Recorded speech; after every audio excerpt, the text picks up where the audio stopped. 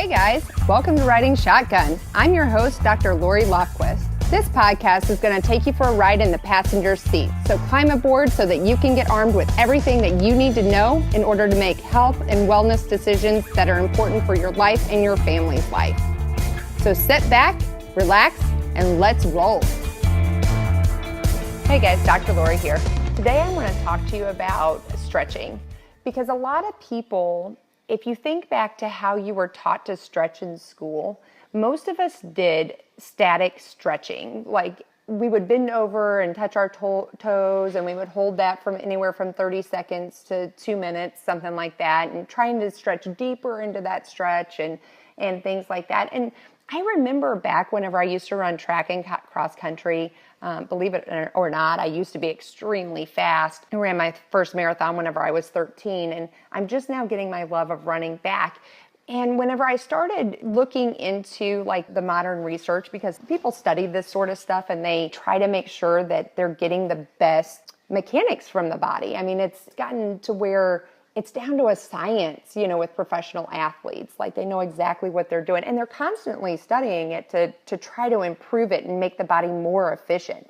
So the most recent research says static stretching is a no. You should never, ever, ever stretch a cold muscle statically. You should never bend and hold a muscle and try to push it to its limit. I mean, it's like taking a really cold piece of meat or a frozen steak for that matter, and then just pulling on it.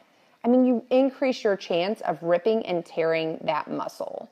So static stretching is out the door. You should not be sitting down and doing that runner's lunge and pulling into it ever again before you start running.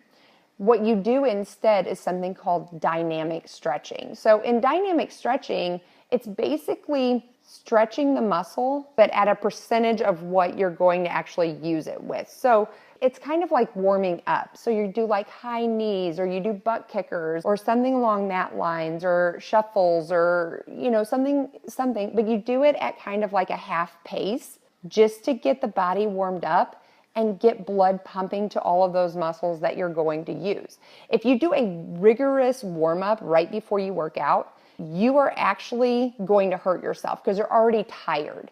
So when you're tired, form starts to lack, and then once your form starts to slip, you increase your chances of injury. If you're static stretching, the current research is showing that if you static stretch before you work out, not only are you increasing your risk of injury, but you're also decreasing how much that muscle can contract and how much that muscle can move by 30%. So when you're preparing for your workout, you should be doing a dynamic stretching ritual, but you should be doing it at about 50% just to get the body warm, just to get the body moving, and then increase it to about 60 and then start into your workout. Now, they say your dynamic stretching should be somewhere about 4 to 5 minutes or so. Sprinters, it's different. Sprinters, their actual warm-up should be longer than their actual race because they put their muscles under so much load whenever they take off. They need their body to be very, very warm before they actually have that explosive kind of movements. As far as marathon runners go, you're going to be using those muscles for a really long time. So you want to have them warmed up and ready to go so you don't pull a hamstring or something like that in the first 5 miles. But you don't want to overexert yourself because then you're already going to be depleting energy before you even start your race. So I hope that makes sense to everybody. If you don't understand it, feel free to give me a call. My number is 636-825-6555. I'd be more than happy to talk to you about it. It's important that whenever you are working out, whether it be aerobic or anaerobic, that you make sure that you're staying safe, make sure you're using proper form, and make sure that you are warming up and not statically stretching those muscles. Until next time, I hope you all have a wonderful day. I'll talk to you soon. Hey guys, what a ride. I hope you enjoyed it. Now that you have been armed with that knowledge, I want you to go out and apply it. Know someone who could benefit from this info? Please share it with them. We'd love to hear from you.